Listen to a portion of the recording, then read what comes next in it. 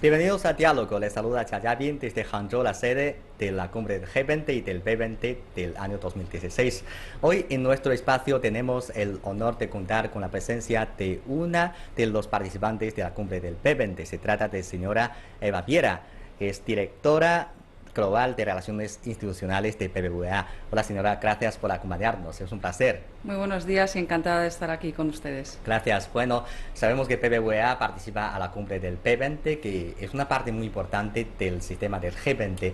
Este año B20 logró atraer la participación de más de 800 participantes del sector de industria y comercio. ¿Podría contarnos qué sirve B20 y qué significado tiene la participación de estas compañías en Hangzhou? Por supuesto, Roberto.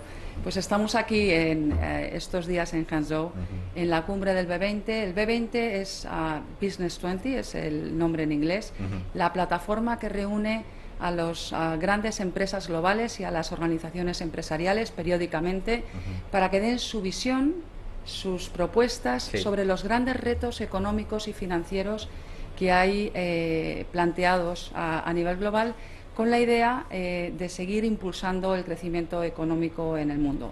Y todo ello con el objetivo último de que los gobiernos de los países del G20 y los organismos internacionales pues tengan en cuenta estas propuestas, estas recomendaciones del sector privado a la hora de acometer sus reformas, de diseñar sus políticas y, en definitiva, de tomar las medidas necesarias para impulsar el crecimiento. Esto por todo ello que estas reuniones de la comunidad empresarial, que ya en la cumbre, que es lo que culmina un proceso de trabajo que dura todo el año, pues es realmente importante que se oiga la voz del mundo de la empresa, del mundo de la industria, porque es una buena expresión de esa colaboración público-privada tan necesaria para tener una buena calidad en la elaboración de las políticas públicas y de las agendas regulatorias.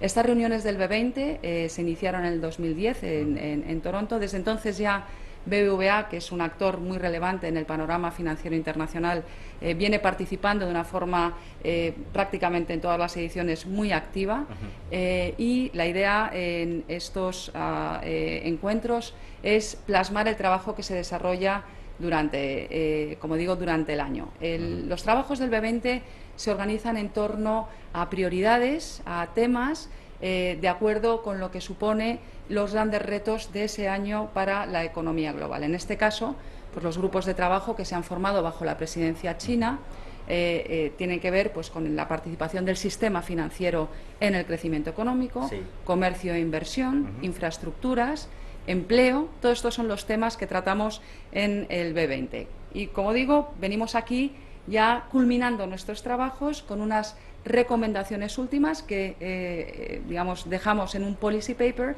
y que en este caso traemos 20 recomendaciones con las más importantes que hemos trabajado en cada una de estas áreas que he citado. Es por ello que es tan relevante estas reuniones del B20 que se celebran en paralelo al G20. El B20, derivado del término inglés Business 20, es un foro en el que destacados líderes empresariales internacionales presentan recomendaciones políticas para la cumbre anual de los líderes del G20. De esta forma, el evento aprovecha la experiencia y los conocimientos de los expertos del mundo de los negocios y los pone al servicio del G20, para que éste pueda cumplir con mayor eficacia sus labores de regulación económica y comercial y gobernanza económica global. La primera de estas reuniones se celebró en 2010, cuando Canadá tenía la presidencia temporal del grupo. A partir de entonces, el B20 ha tenido siempre un lugar en la agenda del encuentro anual de las 20 mayores economías industrializadas y emergentes del mundo. Con el paso del tiempo, el B20 ha ido centrando su atención en cuestiones y metas importantes del desarrollo económico global, entre las que se incluyen la reforma del sistema financiero, el comercio, la inversión, la construcción de infraestructuras, el empleo y la lucha contra la corrupción. Desde su primera convocatoria, este foro ha presentado más de 400 recomendaciones a los líderes del G20, muchas de las cuales han encontrado un lugar en las declaraciones que emite el grupo al término de cada cumbre. Enfocado en la concreción de un crecimiento fuerte, sostenible y equilibrado de la economía global, el encuentro del B20 reúne este año en Hangzhou a más de 800 líderes empresariales de 32 países y 26 organizaciones internacionales. El evento, además, cuenta con la participación de 142 firmas del ranking de las 500 mayores empresas a nivel mundial. Cabe mencionar que más de la mitad de las empresas representadas en el encuentro son chinas. El presidente de China, Xi Jinping, participó en la ceremonia de inauguración de la cumbre del B20. En su discurso, Xi detalló la visión de China sobre la economía mundial y la gobernanza económica internacional. El primer mandatario urgió a todas las partes a trabajar juntas para lograr un mayor impulso y de esta forma un mejor desarrollo para los países y los pueblos. Sabemos que esta vez el P20 estableció 5 grupos de trabajo. ¿Cuál es el grupo de trabajo que participa BBVA y cuáles son sus propuestas? Bueno, BBVA tradicionalmente ha tenido una participación más activa en el grupo de trabajo denominado Financing Growth Task Force. Sí. Es el grupo de trabajo que analiza, como decía antes, el impacto del sistema financiero y el buen funcionamiento del sistema financiero para el crecimiento económico. Sí. Y de una forma más pormenorizada lo que analizamos es la agenda regulatoria, que es algo muy importante para promover la estabilidad y la fortaleza de todo el sistema financiero y a la vez para permitir que cumpla su función como proveedores de esa financiación que necesita la economía para funcionar. Claro. Es por ello que este grupo es especialmente relevante para una entidad financiera como BBVA. No obstante, este año hemos decidido también participar activamente en otro grupo de trabajo, en este caso en el denominado SME Development, en el de pequeña y mediana empresa, puesto que entendemos que las pymes son un auténtico motor del crecimiento y de la generación de empleo y hemos querido contribuir buscando fórmulas y propuestas para mejorar la financiación de la pyme como forma de asegurar ese crecimiento económico. Realmente cuando estamos en estos grupos de trabajo hemos insistido básicamente en 3 asuntos.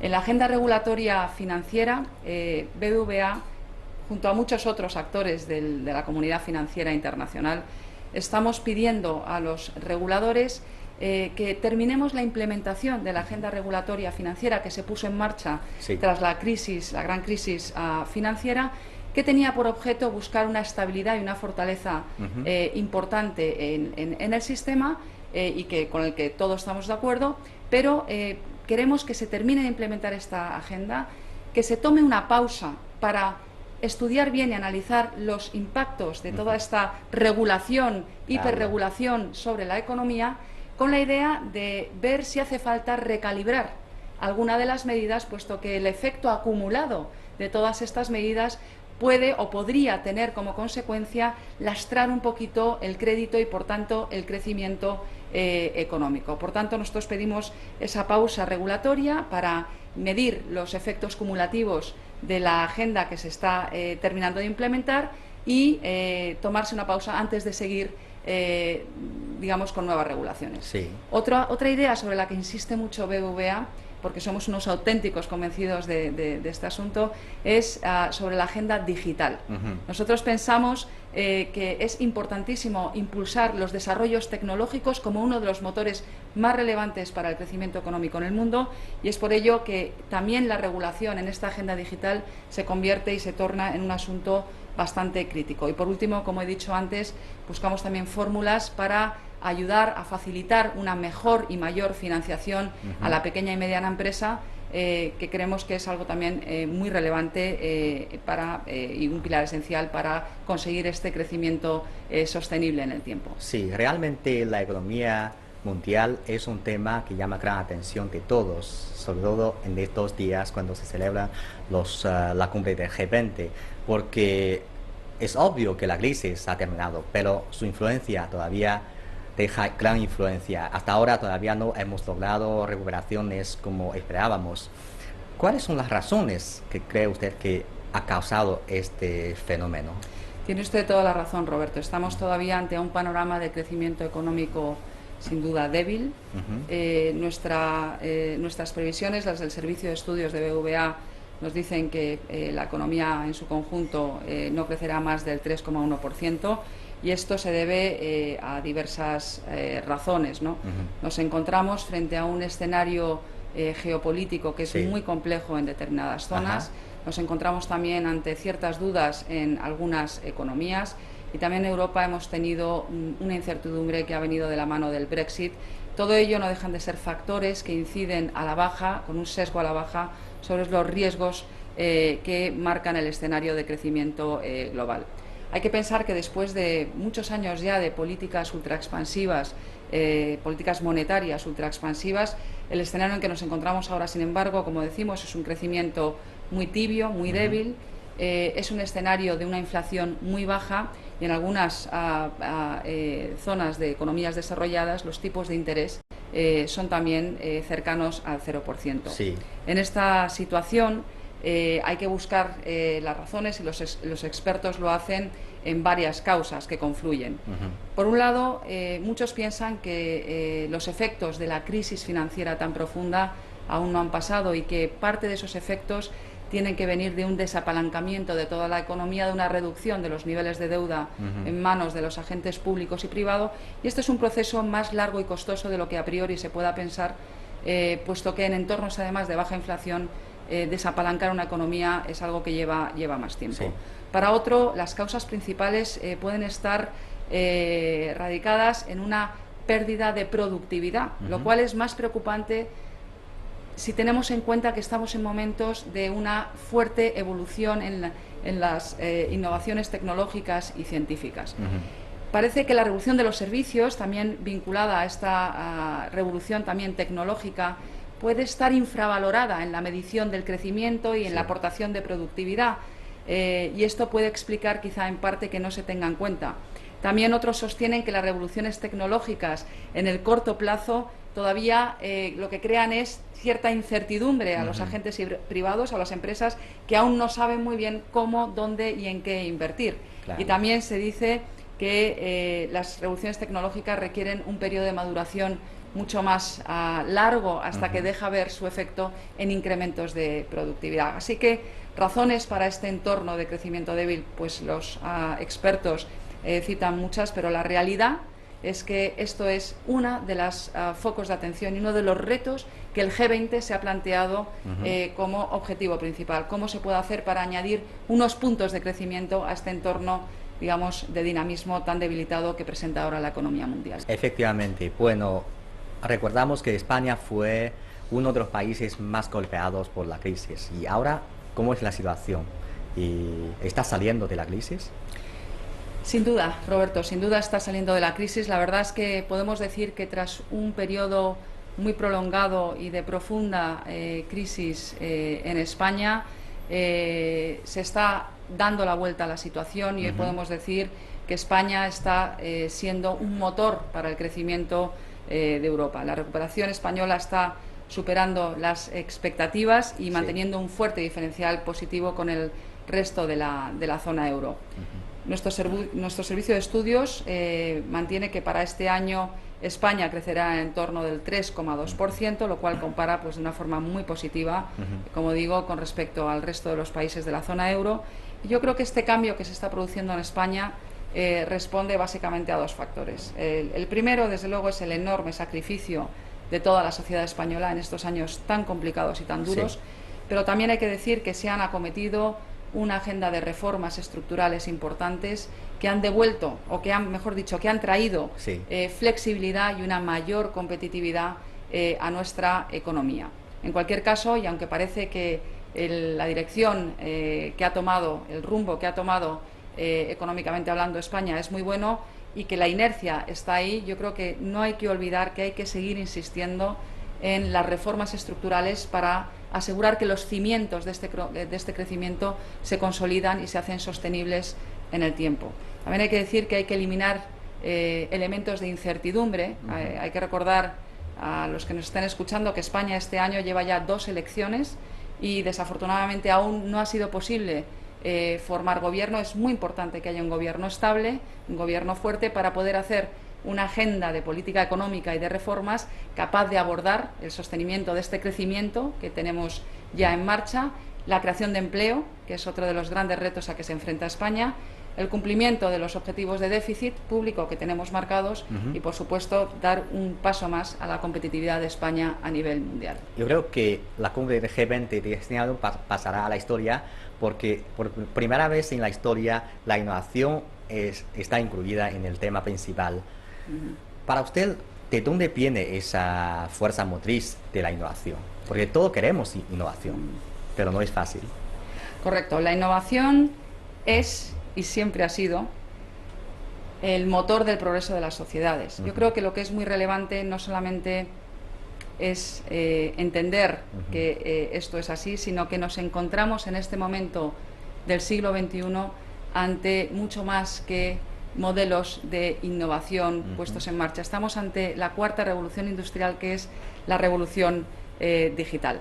En este sentido, esta cuarta revolución industrial sabemos que pasa por dar muchísimas ventajas a los consumidores, porque traerá bienes y servicios producidos de forma mejor y más barata. Es una etapa que está llena de retos también para las empresas, para las administraciones y para la sociedad en general. Sí. Y lo que es muy importante ver es, desde el punto de vista de los que producen esos bienes y servicios, quiénes serán los vencedores y quiénes serán los vencidos, porque los va a haber. Nosotros esperamos, por toda la estrategia que estamos desarrollando, la estrategia digital de BVA, ser uno de los vencedores.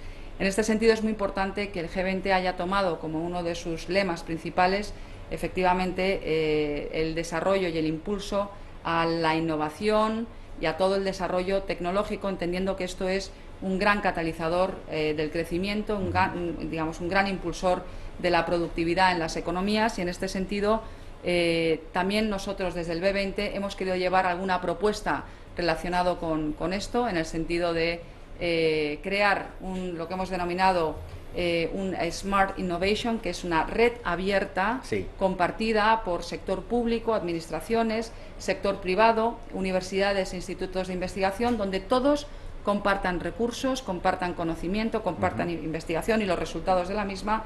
Todo ello, como digo, con el objetivo de impulsar el desarrollo tecnológico, asegurar que se hace un aprovechamiento óptimo de todas las aplicaciones que tienen estos desarrollos en todos los campos y en todas las disciplinas, y esto es un poco el tenor de la propuesta que hemos traído también nosotros para un G20 que ya está muy sensibilizado con el tema de la innovación. Hay que decir incluso que gracias a que la presidencia china lo ha tenido muy en cuenta en todos los grupos de trabajo como un elemento muy transversal, que es realmente lo que es la presidencia que viene ahora, que es la presidencia alemana, que retoma parte de los trabajos que se han realizado aquí, va a crear un grupo de trabajo exclusivamente para tratar sobre la digitalización de la economía. Sí, eso es muy bueno.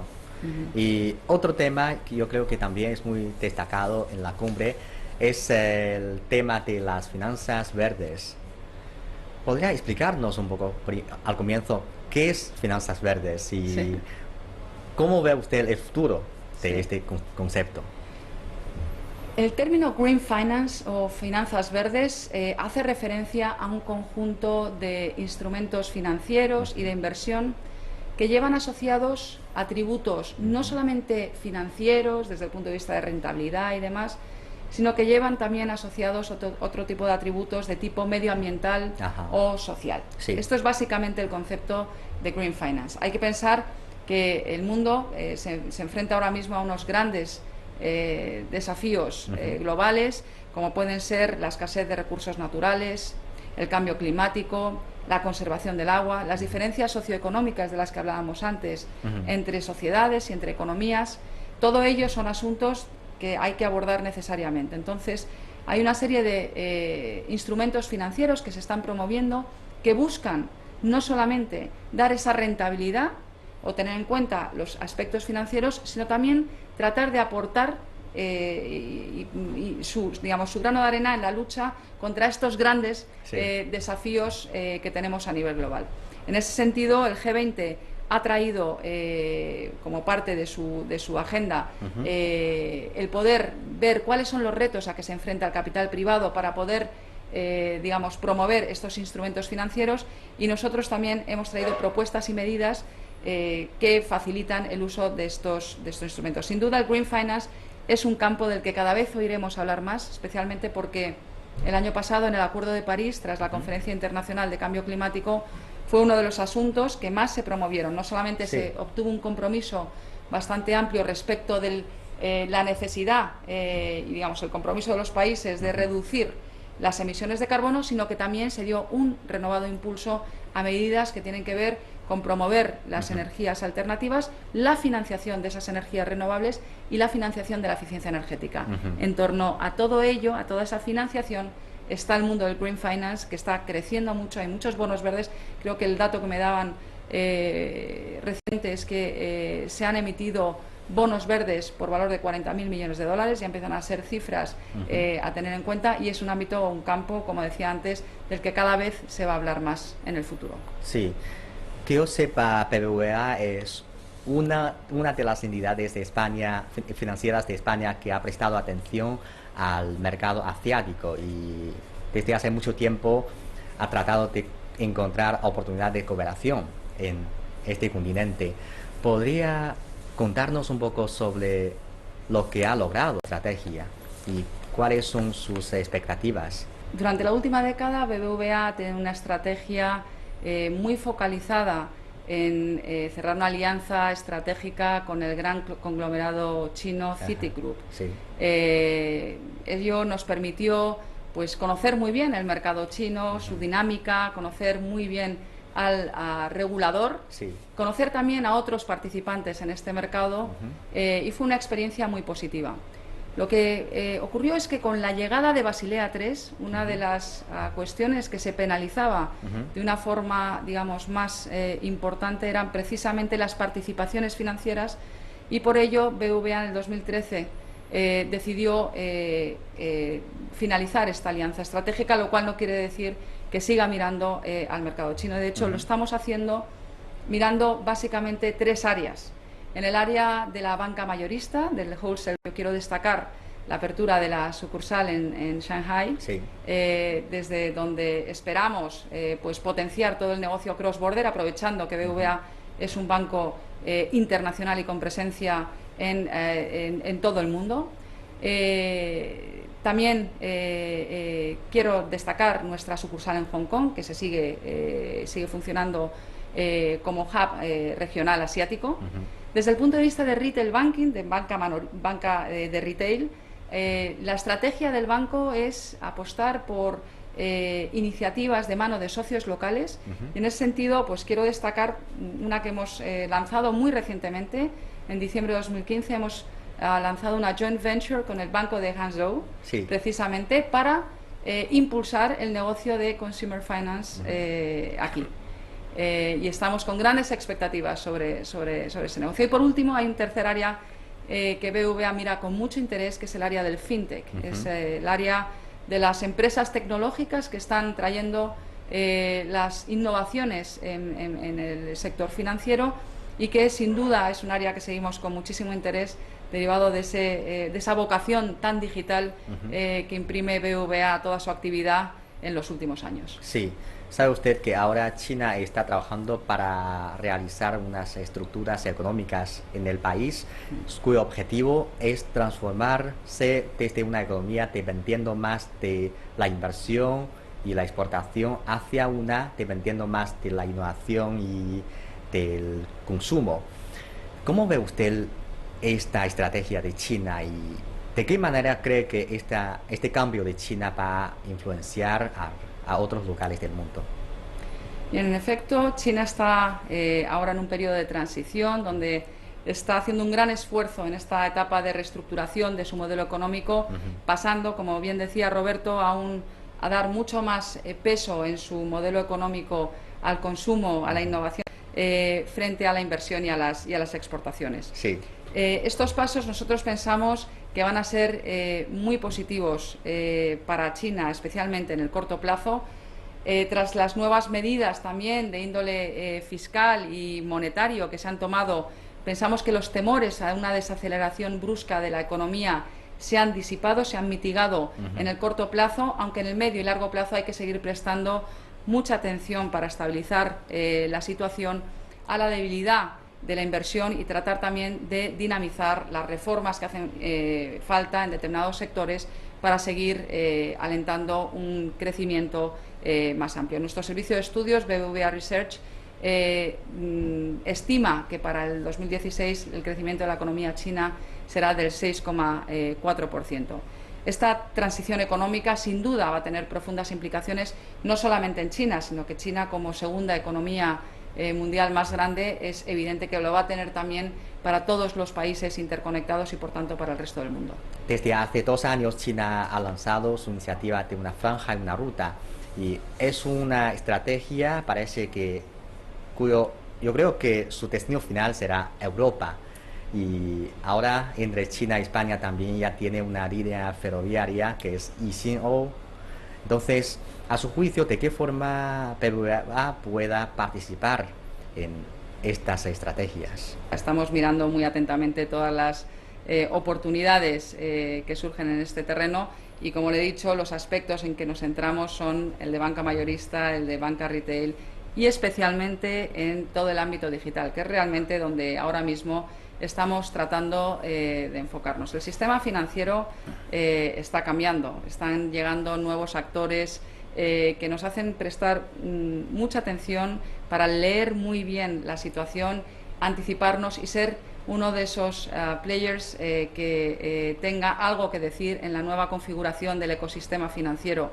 Este ecosistema está ahora mismo formado no solamente por los bancos convencionales, que evidentemente tenemos un gran conocimiento del negocio bancario, tenemos muchos clientes, tenemos muchos recursos. Sin embargo, tenemos también digamos, estructuras más obsoletas, una cultura corporativa que no nos permite estar tan cerca de donde se origina toda la innovación. De otro lado tenemos estas startups, este mundo fintech, estas empresas tecnológicas que son muy potentes en el uso de las tecnologías, que son muy potentes en prestar un servicio, digamos, una experiencia de servicio al usuario muy potente, y además lo pueden hacer a unos precios bastante competitivos, bastante bajos. Sin embargo, ellos no tienen tantos clientes, no tienen tanta experiencia en el negocio bancario y no tienen tampoco hoy por hoy las licencias para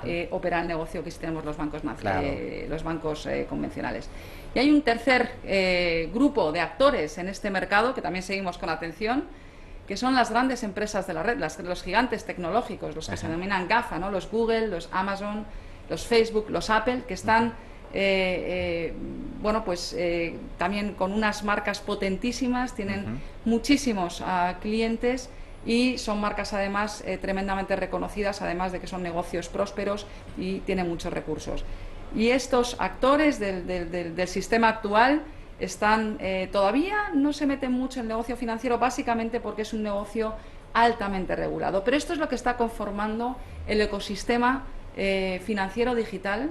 El sistema financiero, digamos, la banca se sigue necesitando, pero quizá los bancos no se necesitan de la misma forma, y hay que tener una estrategia, un posicionamiento y una visión sobre quién va a ser al final el centro de este ecosistema, quién va a ser el propietario de los clientes. Ahí hay que trabajar mucho, como digo. BBVA lo está haciendo desde hace ya 8 o 9 años, haciendo no solamente grandes inversiones en plataformas tecnológicas, en desarrollar nuevas soluciones, etcétera, sino también en el cambio cultural corporativo, que suele ser más lento y más costoso de hacer. BBVA espera estar en ese bando de los vencedores, de los que podamos haber leído muy bien esta revolución digital, y es por eso que tanto en Asia como en el resto del mundo lo que estamos fijándonos mucho es los movimientos que hay en el entorno del fintech, de estos desarrollos tan innovadores que están haciendo una disrupción tremenda en nuestro sector. Sí, bueno, señora, muchas gracias por sus comentarios sobre la cumbre y también sobre el desarrollo económico del mundo. Muchas gracias por acompañarnos en diálogo. Ha sido un verdadero placer, Roberto. Muchas gracias a ustedes. Gracias a usted.